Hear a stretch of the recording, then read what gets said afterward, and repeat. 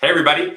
Last night, I wrote a letter to the editor of the New York Times. I'm going to tell you what I said, but first, I want to give you some context. So, the article that came out was called Can We Engineer Our Way Out of Climate Change by David Gales, who's a climate reporter at the New York Times and was part of the New York Times conference last year on climate solutions. So, first off, this is an amazing example of the type of attention that the greenhouse gas removal industry is getting right now.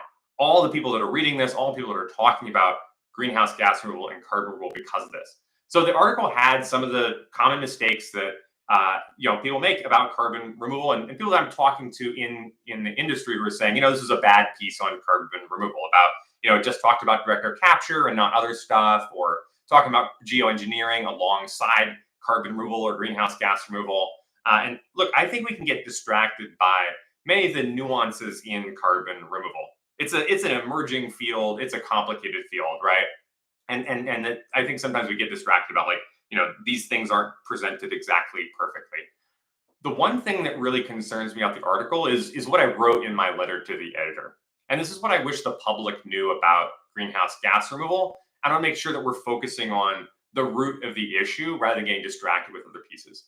The article says proponents of the technology say that fossil fuel emissions continue to rise. The world is fast approaching the moment when any and all solutions to abate global warming should be on the table.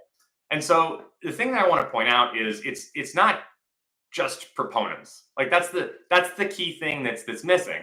Every pathway recommended by the IPCC requires significant greenhouse gas removal for a stable climate. And so here's what I wrote in my letter to the editor. In the IPCC special report on 1.5 degrees centigrade, every model for a stable climate requires greenhouse gas removal.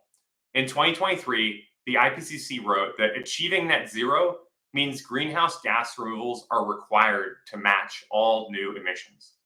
Despite this, the need for greenhouse gas removal is still not clear to most.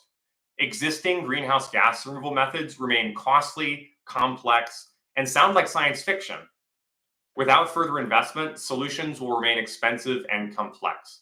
We'll have no way of avoiding the greatest impacts of the changing climate. We'll be heading headlong into famine, war, and drought.